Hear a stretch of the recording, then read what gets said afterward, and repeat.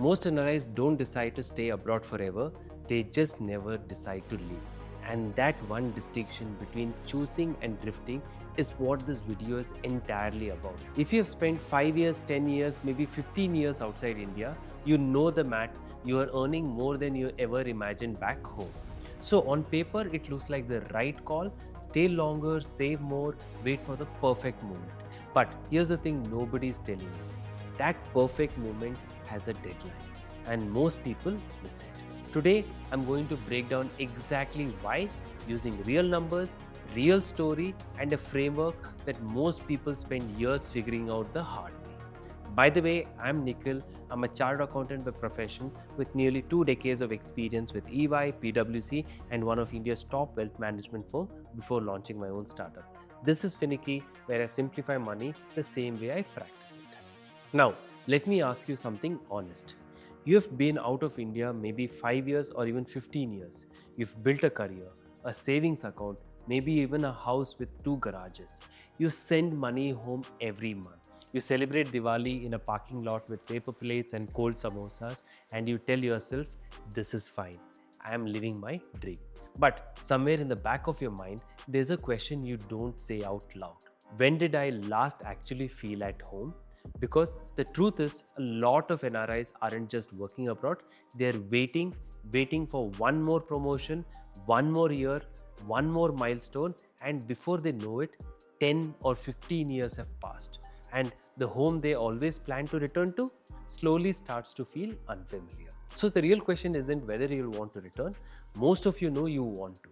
The question is when, and more importantly, why haven't you yet? That's exactly what we're getting into today. We are going to cover 4 things. First, why staying longer abroad doesn't automatically mean a better life, and where that assumption breaks down. Second, the biggest fears around moving back: money, lifestyle, healthcare, kids, and which of those fears are real versus which ones are just conditioning. Third, the actual numbers: whether your current savings might already be enough to retire early in India, and why most people miscalculate this completely. And fourth, the part almost nobody talks about: India's real advantage. Not just lower cost, but what it actually does to your mental life and your sense of belonging.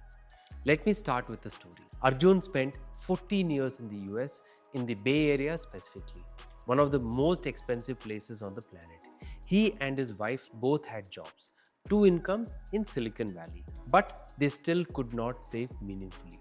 They couldn't maintain the comfortable life they had imagined when they left India.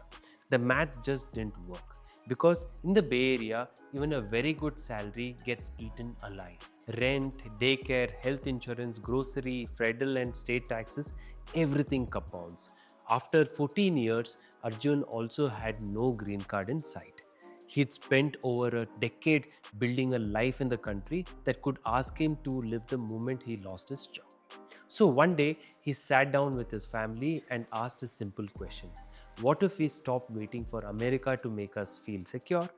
What if we build that security ourselves on our own terms back home where the life actually feels ours? So they moved back to Hyderabad and everything changed. What we are about to get into next is where most people get it completely wrong. And if you're finding this useful so far, just hit the like button and subscribe. It helps me make more of this. Here's the trap most NRIs are in without realizing it. Say Arjun was saving 20% of his paycheck in the US. That sounds disciplined. That sounds responsible. But here's the problem: that 20% only sustains the same standard of living as it would in India. The math is circular. You earn in dollars, you spend in dollars, and even your savings are hostage to dollar denominated cost. Rent, healthcare, groceries, childcare. You save in a high cost economy and you spend in that same high cost economy. The loop never breaks. Now, here's what changes when he moves to India. That same 20% he saved doesn't just maintain his lifestyle, it dramatically upgrades it. Because now he's broken the loop. He saved in a high income economy and now he's spending in a fraction of the cost economy. Let's put real numbers on this. Say Arjun earned $10,000 a month in the US, he lived in a decent life and saved 20%, that's $2,000 a month going into his retirement corpus. Over 15 working years, he would have saved roughly $500,000. Now in the US, a comfortable retirement lifestyle costs roughly half of what you were earning, somewhere in the 5,000 to 6,000 a month. At that burn rate, $500,000 is gone under 8 years. If he retires at 40, he's practically broke by 48. That loop never breaks because he's saved in dollars and is still paying in dollars. Now take the same $500,000 to a city like Hyderabad. A genuinely comfortable life there, good home, house help, family around cost around $1,200 to $1,500 a month. That same corpus now lasts 30 to 40 years. He retires at 40 and his money outlives his career by decades. Because everything he worked for starts to multiply in a different environment. This is the foundation of why India enables early retirement in a way almost no other country does for the Indian diaspora. You already have the cultural knowledge, possibly family there, maybe even property. The infrastructure for this move already exists for you. You are not starting from zero in a foreign country, you are returning to a home that has been waiting. But there's a question underneath all of this that most people never actually answer for themselves. When exactly is the right time? Most people think they are building towards that movement, but here's a framework that makes it uncomfortably clear. In your 20s, you have time and energy, you have almost no money. You're figuring out things, experimenting, starting from scratch. That's fine, that's what your 20s are for. Your 40s flip the equation. Money is there, career is at its peak, but time, actually free, unaccounted for time, is gone. You're deep in the grind, responsibilities stack up, you can't easily step back from any of it. Then your 60s arrive. Time returns, money is still there, but your body isn't 40 anymore. Travel is harder, recovery takes longer, the energy to actually enjoy freedom, the kind of freedom you imagine, it's quietly diminished. What this means is that there's only one brief window where all three, time, money, and health, genuinely overlap. Most people miss it entirely because they're chasing the next milestone instead of noticing it. Your 40s are that window. You are still present enough to be a real parent, experienced enough to build something that matters, and financially stable enough to make a move without it being a crisis. It's not a phase to coast through, it's the phase where you actually can redesign things if you're paying attention. Early retirement in India isn't stepping away from your life, it's stepping into it while you still have the energy to mean it. Okay, so how did Arjun actually do this? Because the gap between this makes sense and here's what I did on Tuesday is where most people get stuck. The honest answer is that Arjun's move didn't start when he booked the flights. It started years earlier, quietly in the background. The first thing he did was build a base in India while he was still earning abroad. Real estate, investments, assets that compounded without him having to be there. The logic was simple. Don't wait until you're back to start building your life there. Start while you're still earning in dollars and invest in rupees. You have to be prepared before you move, not after. The second shift was more psychological than financial. He stopped attaching himself to the lifestyle he had built abroad, not the big things, the small ones. The weekend golf, park picnics, easy social life with colleagues. He started making choices that were easy to exit, not the ones that locked him in. Even buying property, something people assume is always a good idea, became a strategic question. Is this something I can get out of cleanly when the time comes? Then came what I would call the stress test phase. He spent extended time in India, not as a tourist, kids in short-term schooling, working remotely, living the actual routine. Not to get excited about the idea of being back, but to validate it, to find out what breaks down and what holds up when the romance wears. Alongside this, he simplified everything financial. Old retirement accounts consolidated, unnecessary accounts closed, just the stuff that works globally, cleanly, without friction. Because when you are no longer present in the country, complexity becomes a real problem. And then the move itself. He sold the house first, gave himself breathing room, transitioned in stages rather than trying to shift his entire life at once. He didn't try to bring everything with him.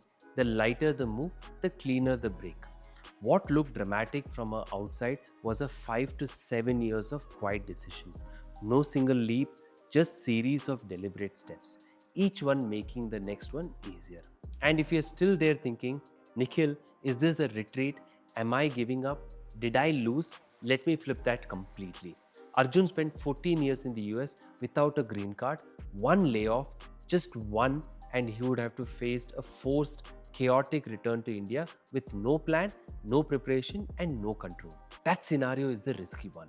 What he chose instead was a proactive exit on his own terms. He removed his dependency on a system that was never fully in his control. US employment, immigration timelines, visa renewals, all of it depends on the US government and their priorities. You are always, on some level, a guest. Your status is tied to your employer. Your ability to stay back is tied to a backlog that moves at its own pace. You are one policy change, one decision, one bad quarter away from an involuntary decision. Moving to India for early retirement doesn't mean you failed. It means you stopped outsourcing control of your life to a system that was never designed with you at the center. That's not a retreat, that is sovereignty.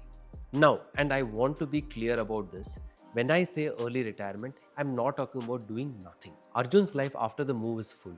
His 8-year-old and 2.5-year-old now have present, available parents, not tired, distracted, Zoom fatigued ones who show up at the bedtime still mentally in meeting. That alone is something no financial model will ever capture. He's back in India building Udemy courses, monetizing 15 years of expertise in supply chain and warehousing technology. Instead of worrying about visa renewals or chasing the next promotion, he is now focused on opportunity. Tapping into the rapid rise of quick commerce platforms like Zepto, Blinkit, exploring India's supply chain ecosystem, doing market research, and quietly laying the foundation to build something of his own. Here's the key insight. In India, the cost of living is lower, so even a small side income can cover your basics. Which means when you take a business risk, failure doesn't destroy you. You can actually bet on yourself without risking everything. That freedom to take risk because your downside is genuinely limited is the real advantage. In the US, high cost keeps you playing safe. In India, you finally get to play offense. I would actually be doing a disservice if I left it there. Don't go back expecting to recreate America in India. If your expectation is the same infrastructure, same driving experience, the same kind of weekends, you will be disappointed. That is simply reality. Traffic will test your patience. Systems won't always be as efficient.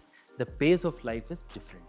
Even how you spend your weekends will change. But this isn't only about what you give up. It's also about what you gain. You gain proximity to your family. You replace annual visits with daily life.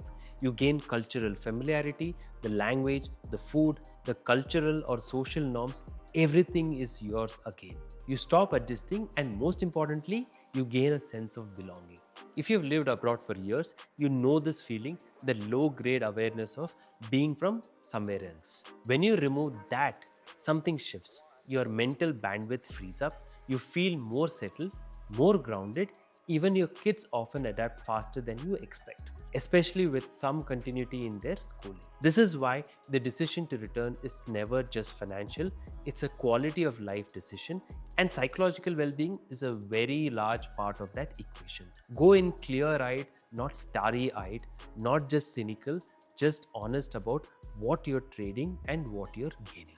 Here's what I've seen constantly in over a decade of working with NRIs on exactly this question. Most people don't decide to stay abroad forever. They just never decide to leave. Life gets busy, work, visas, kids, routines, and without realizing it, years pass. See, this isn't me saying India is the right answer for everyone. For some of you, your life abroad is exactly where it should be. But if the thought of retiring early in India has ever crossed your mind, even briefly, don't brush it aside. Spend time in India beyond vacations, talk it through with your family, look at your actual numbers. Because the real risk isn't choosing wrong, it's never choosing at all. And as usual, I'm actually curious. What's that one thing that's stopping you from moving back right now? Is it money? Is it career? Is it kids? Is it lifestyle? Comment below. I read every single one. That's it from me. I'm Nikhil. Subscribe to learn how to make your finances less tricky with Finicky. Thank you for watching, and I'll see you in the next one.